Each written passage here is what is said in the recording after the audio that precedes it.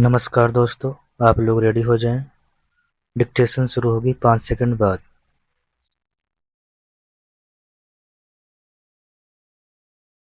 Start. देश के विकास में कृषकों के योगदान को देखते हुए कृषकों और कृषि क्षेत्र के लिए कार्य योजना का सुझाव देने हेतु वर्ष 2004 में डॉक्टर एम.एस. स्वामीनाथन की अध्यक्षता में राष्ट्रीय कृषक आयोग का गठन किया गया। वर्ष 2006 में आयोग द्वारा जारी की गई रिपोर्ट में कृषकों के लिए एक विस्तृत नीति के निर्धारण की संस्तुति की गई।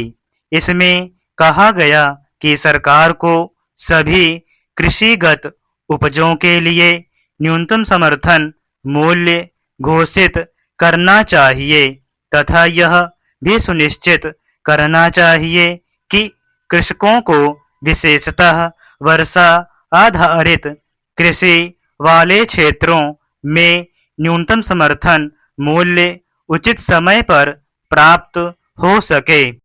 राष्ट्रीय कृषक आयोग की संस्तुति पर भारत सरकार ने राष्ट्रीय कृषक नीति 2007 की घोषणा की। इसमें कृषकों के कल्याण एवं कृषि के विकास के लिए कई बातों पर जोर दिया गया है। इसमें कही गई बातें इस प्रकार हैं। सभी कृषिगत उपजों के लिए न्यूनतम समर्थन मूल्य सुनिश्चित किया जाए। मूल्यों में उतार चढ़ाव से कृषकों की सुरक्षा हेतु मार्केट रिस्क स्टेबलाइजेशन फंड की स्थापना की जाए। सूखे एवं वर्षा संबंधी जोखिमों से बचाव हेतु एग्रीकल्चर रिस्क फंड स्थापित किया जाए। सभी राज्यों में राज्य स्तरीय किसान आयोग का गठन किया जाए। कृषकों के लिए बीमा योजना विस्तार किया जाए। कृषि संबंधी मामलों में स्थानीय पंचायतों के अधिकारों में वृद्धि की जाए। राज्य सरकारों द्वारा कृषि हेतु अधिक संसाधनों का आवंटन किया जाए। प्रायः यह देखा जाता था कि कृषकों को फसलों, खेती के तरीकों एवं आधुनिक कृषि उपकरणों के संबंध में उचित जानकारी उपलब्ध नहीं होने के कारण खेती से उन्हें उचित लाभ नहीं मिल पाता था। इसलिए कृषकों को कृषि संबंधी बातों की जानकारी उपलब्ध करवाने हेतु वर्ष 2004 में किसान कॉल सेंटर की शुरुआत की गई।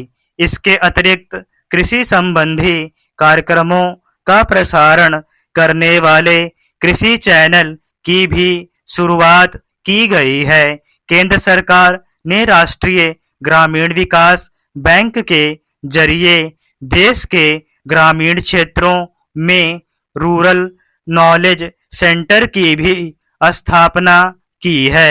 इन केंद्रों में आधुनिक सूचना प्रौद्योगिकी व दूरसंचार तकनीक का उपयोग किसानों को वांछित जानकारियां उपलब्ध कराने के लिए किया जाता है।